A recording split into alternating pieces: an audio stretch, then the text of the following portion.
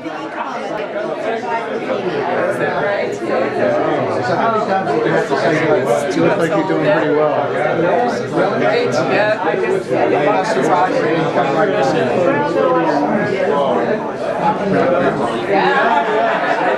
We have a couple grandsons.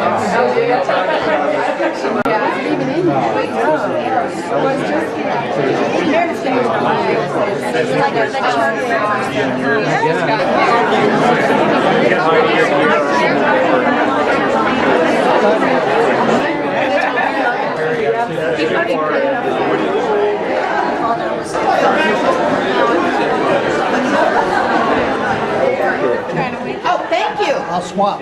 Thank you. This is service. Anyway.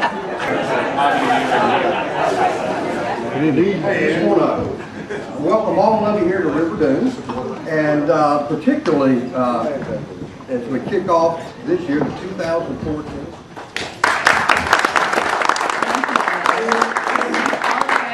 Tonight, and so many of you that have been here for the past 4 years. We really appreciate your continued participation. I'm a new face to a lot of you, but I've actually been with the North Carolina chapter of Leukemia Lymphona Society for more than 7 years. Just haven't had the pleasure of being the River Dunes Regatta, one of the events that I've had the opportunity to attend.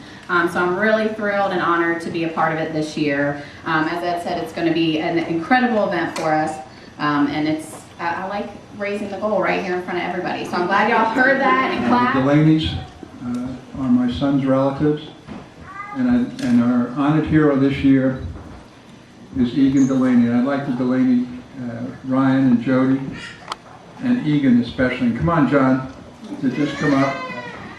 Grandma Bundle. John's ready to get started.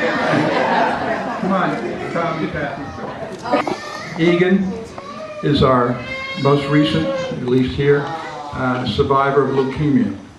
At the ripe old age of 8 weeks, she was diagnosed with leukemia and spent the next 6 months of her life in Johns Hopkins Hospital. Today, she's cancer-free.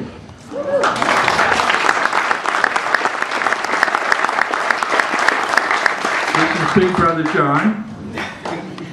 Hey, John. This is Daddy Ryan. And Mama Jody. And Grandma Kathy and Grandpa Tom. And you'll hear Jody's going to give you a little idea of what went on, but the terrific challenge and journey that all of them went on, the grandparents included.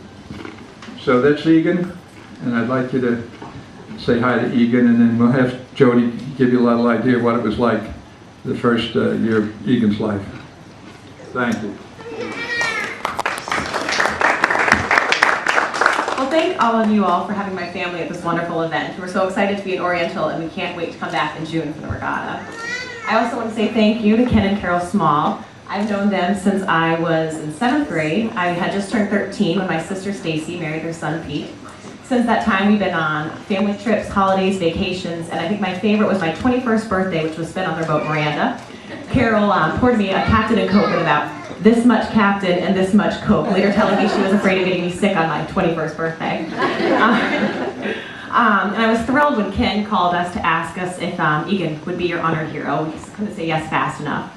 Egan's diagnosis, since then we've participated in the Leukemia Lymphona Society's Light the Night events, and we're grateful for all the work they do, including funding the research of 2 of our favorite doctors, Dr. Small and Dr. Brown at Johns Hopkins Hospital. Suggested that we go get some Now, blood work done and then we here. go from there.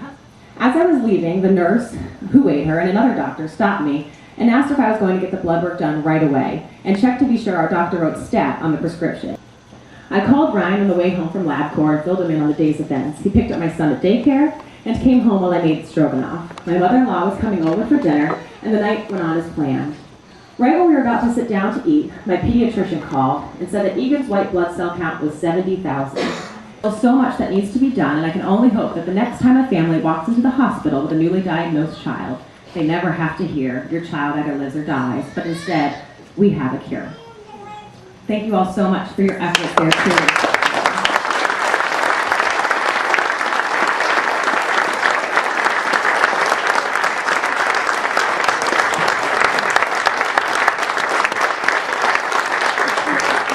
I'm so glad I had such such an incredible ending. Very good ending. And if y'all did not notice the pictures of Egan at the top of the stairs when you came up, Jody was kind enough to send me tons and tons of pictures of Egan, and I read on Caring Bridge what this little girl's been through, and then to see her picture, she was never not smiling, and with her cord and tubes, and so she obviously has a fight in her that is pretty remarkable. So thank you for I get along here, but anyway, Steve, it's nice to see you here, and you came so close.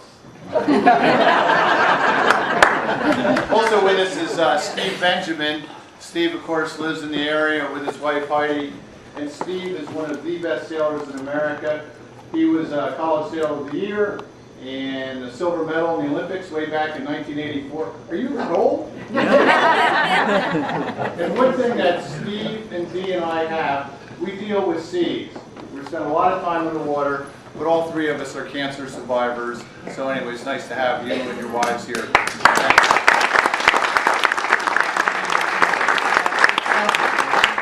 of the issues of this America's Cup was that if you were like me, I looked a little bit sideways at it because of the catamarans, which made me think about, is this an appropriate boat for the America's Cup?